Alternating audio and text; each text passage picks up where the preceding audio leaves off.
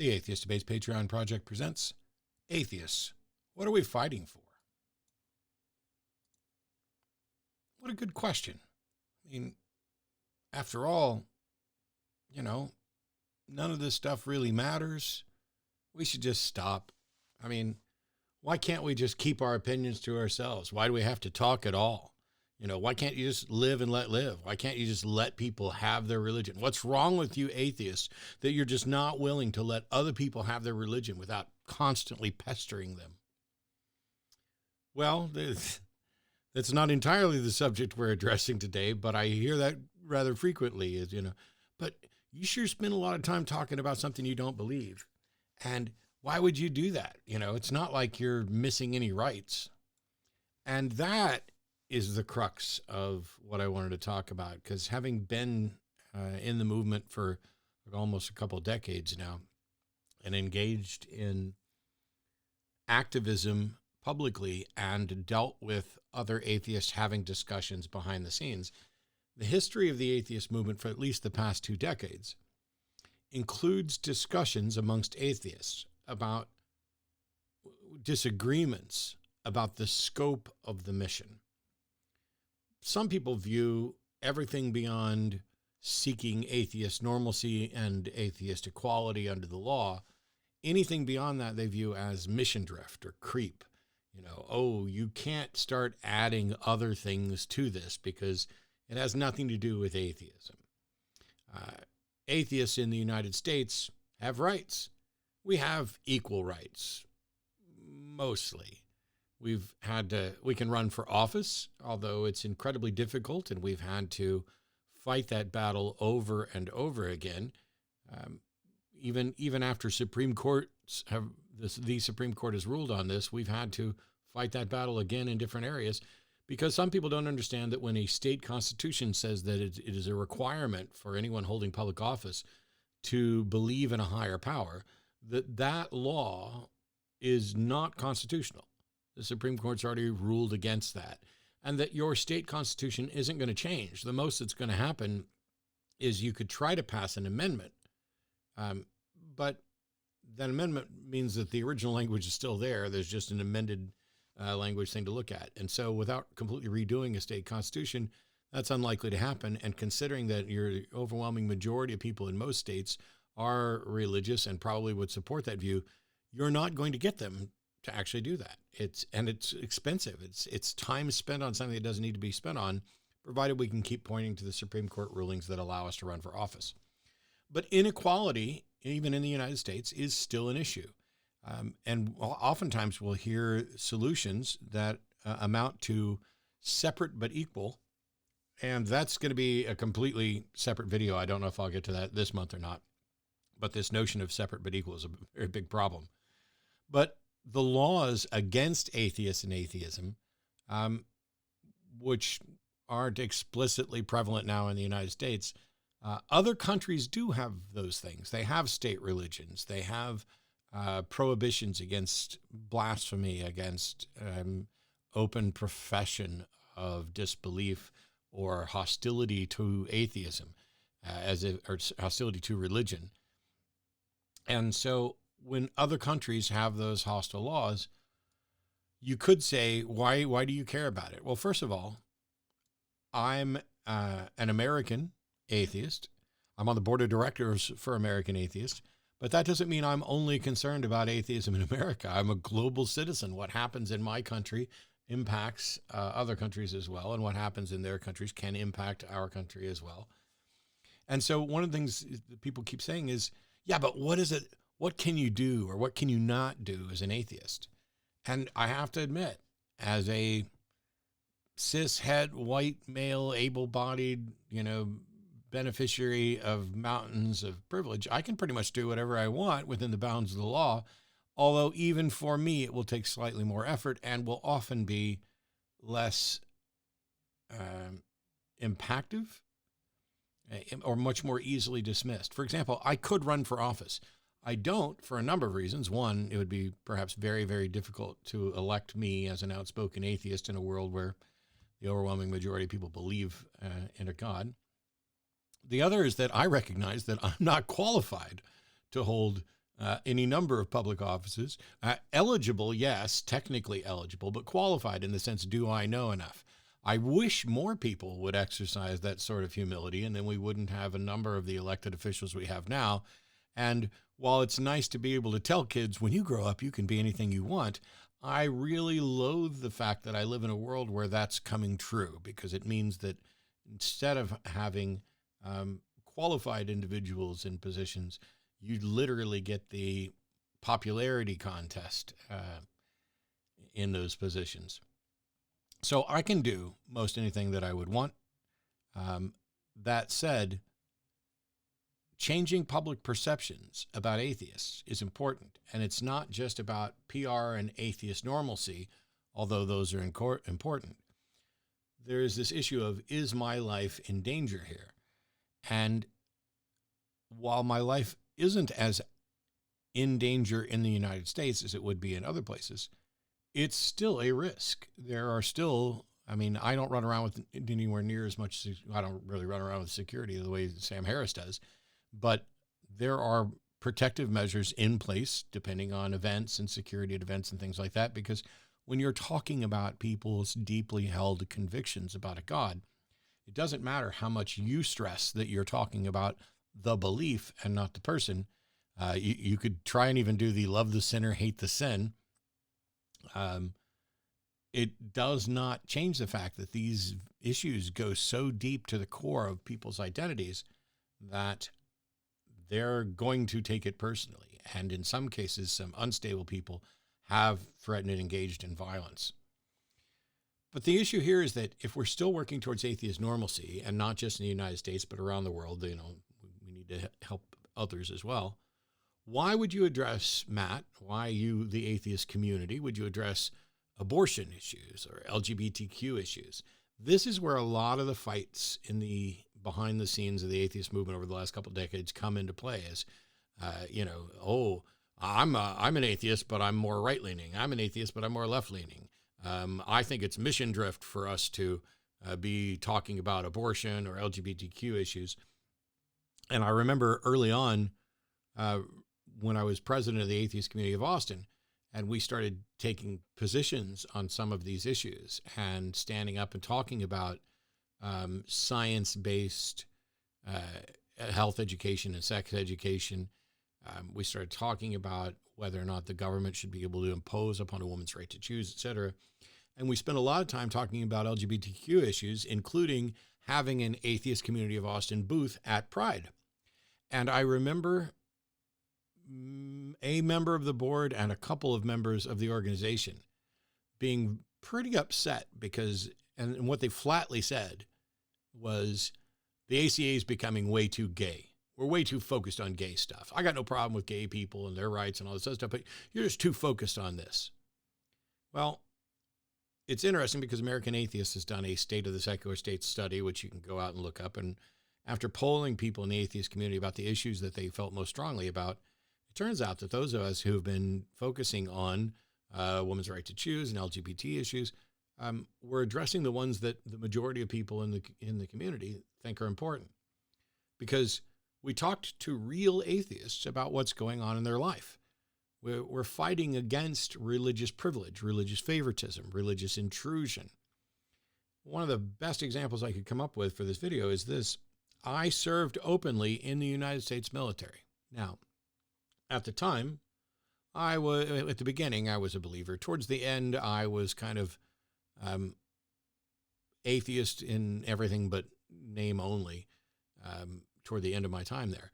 But there wouldn't have been any problem with me serving as an atheist. I served alongside open atheists. But I served in the Navy during Don't Ask, Don't Tell. And so my gay friends couldn't serve openly at all. As a matter of fact, I had the unfortunate responsibility to actually help process someone out of the Navy for violating Don't Ask, Don't Tell. And it wasn't even their fault for doing it. They got a letter from their boyfriend, and somebody else knew it.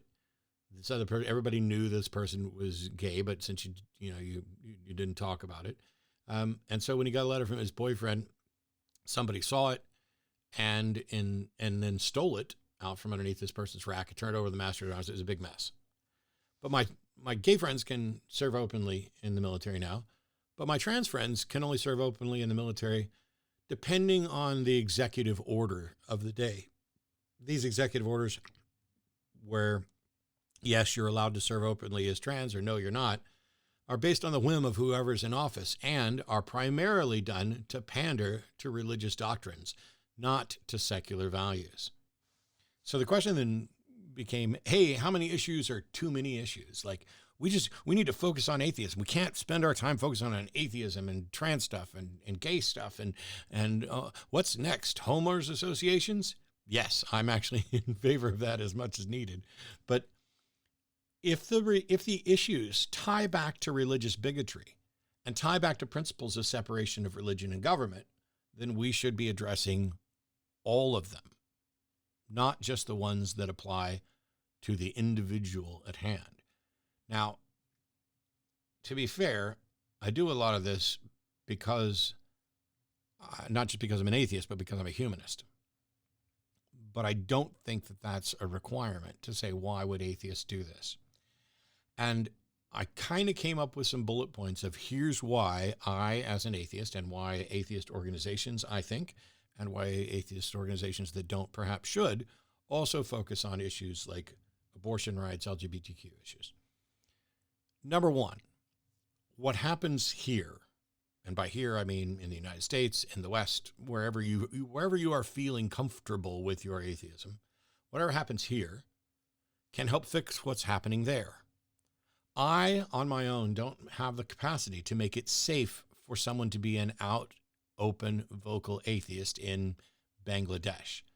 But if I change the world around Bangladesh, that almost and helps encourage a forced change in at least what is going to be acceptable. When we start valuing and engaging in policies towards other countries, and I don't just mean the United States towards other countries, I mean people towards other countries, that social pressure can get them to change to where, okay, if you're the only country left that is still killing atheist bloggers, you're probably not going to keep that up for long. You're not going to run into allies. When the whole world is telling you you are wrong and you're a monster, your civil rights issues are not acceptable. You're probably not going to keep it up. The problem is that we have pockets where, like, China says this is what should be your rights, and other totalitarian regimes agree with some of it and everything else. This is why when my family members who are terrified of a one world government, and I'm like, why? I'm in favor. Let's do one world government today. Please explain to me what's wrong with it other than your religion has objections. But I can't change every bigot's mind on the planet, but if we change the world around them, we can make it less comfortable and make it so that they are less capable of exercising that bigotry and imposing on other people's rights and lives. Another reason is because social issues impact atheists too. I don't know if you know this, but every person that's ever been born is the result of a pregnancy. I realize that's eye-opening. And that means that every atheist is the result of a pregnancy. And because we're all human beings who interact with each other, we're all going to know someone who could become pregnant. And it's an important issue. I don't mean to be glib about it, but it's when I hear people like, why would you guys care about abortion? Oh, I'll tell you, because the number one opposition to abortion is religion, and not just religion, but religious privilege and encroachment on the government, dictating what other people can do with their lives. I don't do this stuff just because I'm an atheist. I do it because I'm a humanist as well. But atheism, I think, would be enough, because helping others combat religious privilege that is impacting them helps us all and makes a better world. There's the first they came for principle, as in the first they came for the blacks, but I said nothing. And then they came for the trans people and I said nothing. And then they came for me and there was nobody left to speak. It is about building relationships, like-minded individuals, or at least individuals and organizations that can have shared allyship towards goals, with the goals primarily being that of individual freedom and autonomy, and not being dictated to by religious mindsets that you don't accept. I'm not a part of your religion. I'm not a Christian. I'm not a Hindu. I'm not a Jew. I'm not bound to any of those religious prescriptions. Another reason is that it makes us consistent in principle. Once we start talking about freedom and rights, you've got to do more than just secure it for yourself and the people who are most like you.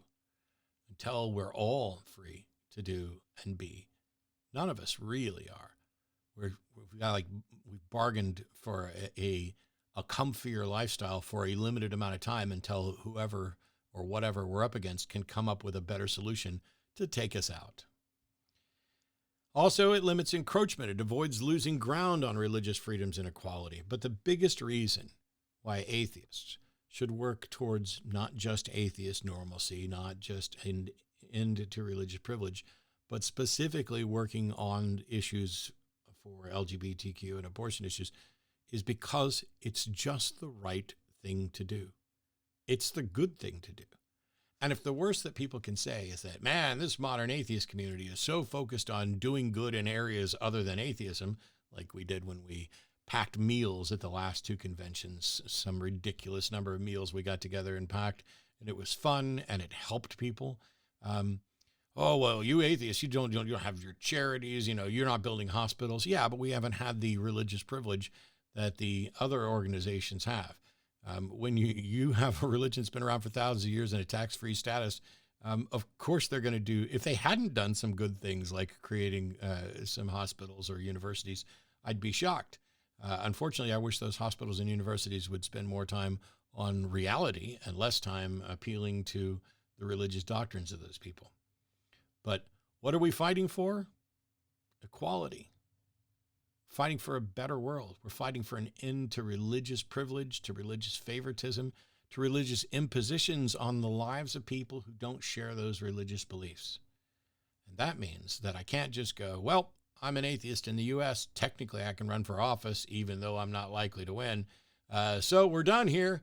Sorry to all, nope, that's a woman's issue. Nope, that's an LGBTQ issue. My work here is done as an atheist. I've created the better world. Nonsense. I haven't even created a better subdivision. I've done work, and many others have. I don't mean this in the sense of me. I mean that the notion that atheists should only be focused on a very narrow mission is simply absurd. Because what happens when you achieve that narrow mission and the rest of the world around it crumbles? That doesn't mean that every atheist organization should be, our atheist organization is focused 98% on climate change issues. Maybe that'd be the best thing that we could all do, but it doesn't mean that it's the best thing.